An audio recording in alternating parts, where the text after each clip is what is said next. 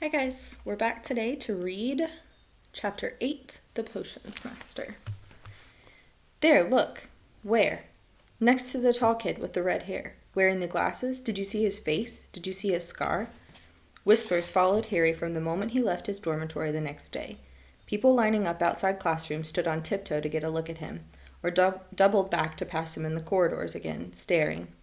Harry wished they wouldn't, because he was trying to concentrate on finding his way to classes. There were 142 staircases at Hogwarts, wide, sweeping ones, narrow, rickety ones, some that led somewhere different on a Friday, some with a vanishing step halfway that you had to remember to jump.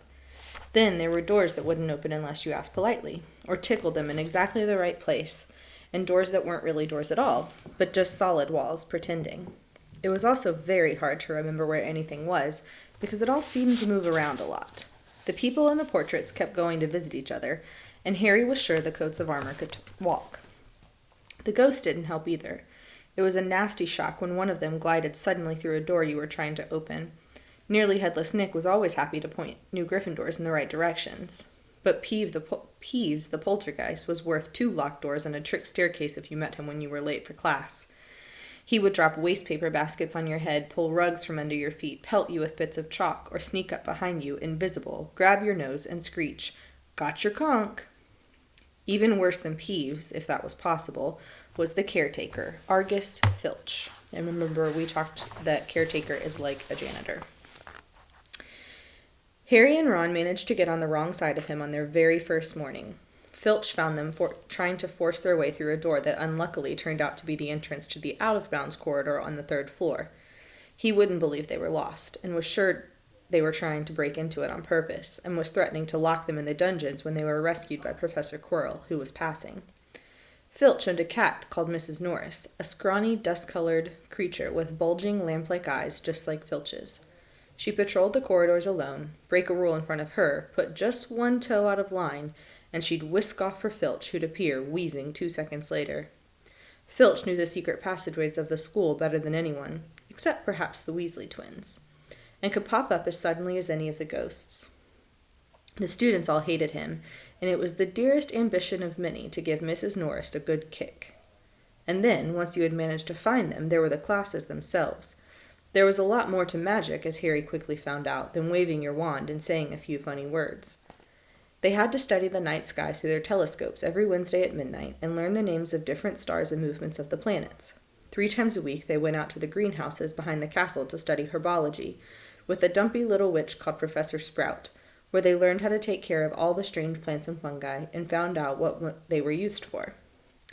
Easily the most boring class was History of Magic, which was the only one taught by a ghost. Professor Binns had been very old indeed when he had fallen asleep in front of the staff room fire and gotten up the next morning to teach, leaving his body behind him. Binns droned on and on while they scribbled down names and dates and got Emmerich the Evil and Uric the Oddball mixed up.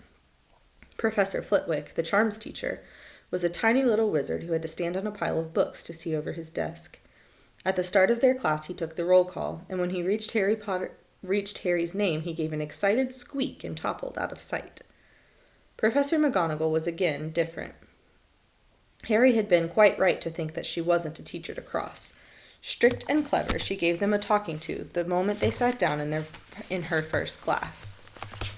Transfiguration is some of the most complex and dangerous magic you will learn at Hogwarts, she said. Anyone messing around in my class will leave and not come back. You have been warned. Then she changed her desk into a pig and back again. They were all very impressed and couldn't wait to get started, but soon realized they weren't going to be changing the furniture into animals for a long time. After a lot of complicated notes, they were each given a match and started trying to turn it into a needle. By the end of the lesson, only Hermione Granger had made any difference to her match. Professor McGonagall showed the class how it had gone all silver and pointy and gave Hermione a rare smile. The class everyone had really been looking forward to was Defense Against the Dark Arts, but Quirrell's lessons turned out to be a bit of a joke. His classroom smelled strongly of garlic, which everyone said was to ward off a vampire he'd met in Romania, and was afraid would be coming back to get him one of these days. His turban, he told them, had been given to him by an African prince as a thank you for getting rid of a troublesome zombie, but they weren't sure they believed this story. For one thing, when Seamus Finnegan eagerly asked how to hear how Quirrell had fought off the zombie, Quirrell went pink and started talking about the weather. For another, they had noticed a funny smell hung around the turban, and the Weasley twins insisted that it was stuffed full of garlic as well, so that Quirrell was protected wherever he went. Harry was very relieved to find out that he wasn't miles behind everyone else. Lots of people had come from Muggle families, and like him, hadn't any idea that they were witches and wizards. There was so much to learn that even people like Ron didn't have much of a head start. Friday was an important day for Harry and Ron. They finally managed to find their way down to the Great Hall for breakfast without getting lost once. "What have we got today?" Harry asked Ron as he poured the sugar on his porridge. "Double potions with the Slytherins," said Ron. "Snape's head of Slytherin House. They say he always favors them. We'll be able to see if it's true." "Wish McGonagall favored us," said Harry. Professor McGonagall was head of Gryffindor House, but it hadn't stopped her from giving them a huge pile of homework the day before. Just then the mail arrived. Harry had gotten used to this by now, but it had given him a bit of a shock on the first morning, when about 100 owls had suddenly streamed into the Great Hall during breakfast, circling the tables until they saw their owners and dropping letters and packages onto their laps. This would be terrifying for me. Hedwig hadn't brought Harry anything so far. She sometimes flew in to nibble his ear and have a bit of toast before going off to sleep in the owlery with the other school owls. This morning, however, she fluttered down between the marmalade and the sugar bowl and dropped a note onto Harry's plate. Harry tore it open at once. It said, in a very untidy scrawl, "Dear Harry, I know you get Friday afternoons off, so would you like to come and have a cup of tea with me around 3? I want to hear all about your first week. Send us an answer back with Hedwig. Hagrid." Harry borrowed Ron's quill, scribbled "Yes, please, see you later" on the back of the note, and sent Hedwig off again. It was lucky that Harry had tea with Hagrid to look forward to, because the potions lesson turned out to be the worst thing that had happened to him so far. At the start of term banquet, Harry had gotten the idea that Professor Snape disliked him. By the end of the first potions lesson, he knew he'd been wrong. Snape didn't dislike Harry. He hated him. Potions lessons took place down in one of the dungeons. It was colder here than up in the main castle, and would have been quite creepy enough without the pickled animals floating in glass jars all around the walls. Snape, like Flitwick, started the class by taking the roll call, and like Flitwick, he paused at Harry's name. "Ah, yes," he said softly. "Harry Potter, our new celebrity." Draco Malfoy and his friends Crabbe and Goyle sniggered behind their hands. Snape finished calling the names and looked up at the class. His eyes were black like Hagrid's, but they had none of Hagrid's warmth. They were cold and empty and made you think of dark tunnels. "You are here to learn the subtle science and exact art of potion making," he began. He spoke in barely more than a whisper, but they caught every word. Like Professor McGonagall, Snape had the gift of keeping a class silent without effort. "As there is little foolish wand-waving here, many of you will hardly believe this is magic. I don't expect you will really understand the beauty of the softly simmering cauldron with its shimmering fumes, the delicate power of liquids that creep through human veins, bewitching the mind, ensnaring the senses. I can teach you how to bottle fame, brew glory, even stopper death, if you aren't as big a bunch of dunderheads as I usually have to teach." Dunderheads is an underutilized insult, I think. Discuss with your family what some other underutilized insults might be. More silence followed this little speech. Harry and Ron exchanged looks with raised eyebrows. Hermione Granger was on the edge of her seat and looked desperate to start proving that she wasn't a dunderhead. "Potter," said Snape suddenly, "what would I get if I added powdered root of asphodel into an infusion of wormwood?" "Powdered root of a what into an infusion of what?" Harry glanced at Ron, who looked as stumped as he was. Hermione's hand had shot into the air. "I don't know, sir," said Harry. Snape's lips curled into a sneer. "Tut, tut. Fame clearly isn't everything." He ignored Hermione's hand. "Let's try again. Potter, where would you look if I told you to find me a Bezoar? Bezoar? Hermione stretched her hand as high into the air as it would go without leaving her seat, but Harry didn't have the faintest idea what a Bezoar was.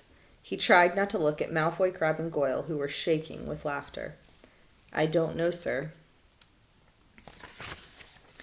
"Thought you wouldn't open a book before coming, Potter?"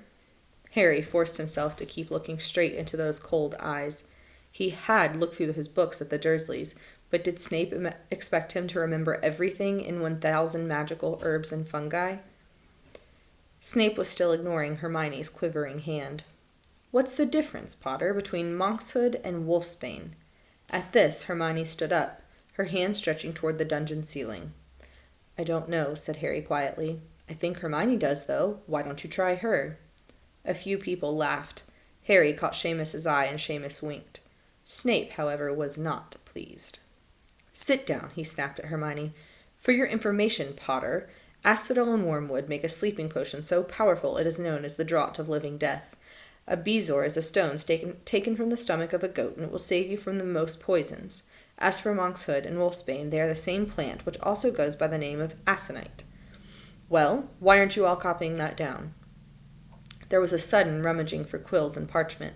Over the noise, Snape said, "And a point will be taken from Gryffindor House for your cheek, Potter." Cheek, in British slang, is kind of another word for, like, being a little bit sassy. Things didn't improve for the Gryffindors as the potion lessons continued. Snape put them all into pairs and set them to mixing up a simple potion to cure boils. He swept around in his long black cloak, watching them weigh dried nettles and crush snake fangs, criticizing almost everyone except Malfoy, whom he seemed to like. He was just telling everyone to look at the perfect way Malfoy had stewed his horned slugs when clouds of acid-green smoke and a loud hissing filled the dungeon. Neville had somehow managed to melt Seamus's cauldron into a twisted blob, and their potion was seeping across the stone floor, burning holes into people's shoes. Within seconds, the whole class was standing on their stools, while Neville, who had been drenched in the potion when the cauldron collapsed, moaned in pain as angry red boils sprang up all over his arms and legs.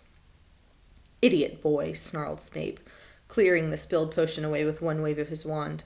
"I suppose you added the porcupine quills before taking the cauldron off the fire." Neville whimpered as the boils started to pop up all over his nose. "Take him up to the hospital wing," Snape spat at Seamus. Then he rounded on Harry and Ron, who had been working next to Neville. "You, Potter, why didn't you tell him not to add the quills? Thought he'd make you look good if he got it wrong, did you? That's another point you lost for Gryffindor." This was so unfair that Harry opened his mouth to argue, but Ron kicked him behind their cauldron. "Don't push it," he muttered. "I've heard Snape can turn very nasty." As they climbed the steps out of the dungeon an hour later, Harry's mind was racing and his spirits were low. He'd lost 2 points for Gryffindor in his first week. Why did Snape hate him so much? "Cheer up," said Ron. "Snape's always taken points off Fred and George. Can I come and meet Hagrid with you?" At 5 to 3, they left the castle and made their way across the grounds. Hagrid lived in a small wooden house on the edge of the Forbidden Forest. A crossbow and pair of galoshes were outside the front door. When Harry knocked, they heard a frantic scrabbling from inside and several booming barks.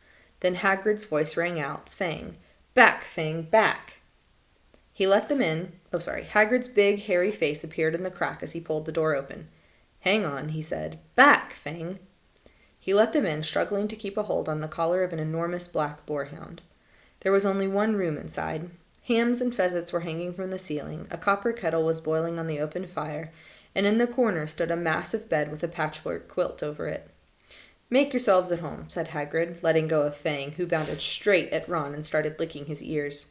Like Hagrid, Fang was clearly not as fierce as he looked.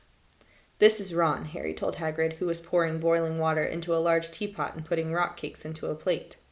"Another Weasley, eh?" said Hagrid, glancing at Ron's freckles. "I spent half my life chasing your twin brothers away from the forest." The rock cakes were shapeless lumps with raisins that almost broke their teeth, but Harry and Ron pretended to be enjoying them as they told Hagrid all about their first lessons. Fang rested his head on Harry's knee and drooled all over his robes. Harry and Ron were delighted to hear Hagrid call Filch an old git. "And as far as that cat, Mrs. Norris, I'd like to introduce her to Fang sometime.